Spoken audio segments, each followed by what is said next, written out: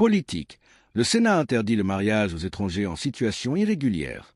Le Sénat votait, ce jeudi matin, contre l'interdiction des mariages pour les étrangers en situation irrégulière, et ce avec l'appui du gouvernement.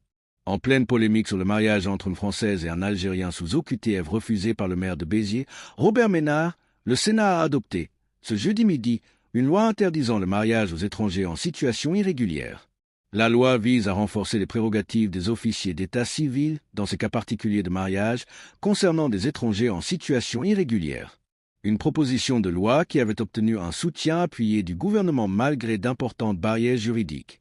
Les sénateurs ont adopté ce texte en première lecture à 227 voix contre 110, avec l'approbation de la majorité droite-centriste de la Chambre haute et malgré l'opposition claire de la gauche qui brandit la jurisprudence défavorable du Conseil constitutionnel, estime la mesure attentatoire aux libertés fondamentales.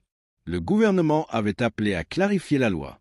La convocation de Robert Ménard dans le bureau du procureur, ce mardi 18 février, a remis l'affaire au cœur de l'actualité.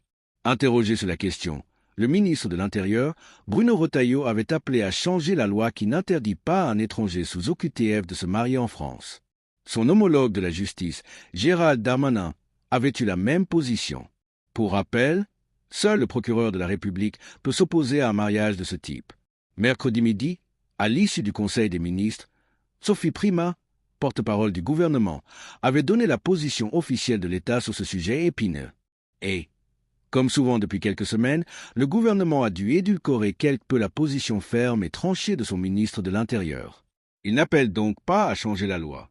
Il faut clarifier la loi, a expliqué Sophie Primas, reconnaissant que les maires sont souvent mis dans des positions où ils doivent prendre des actes d'officier d'actes civils avec des injonctions contradictoires de l'État.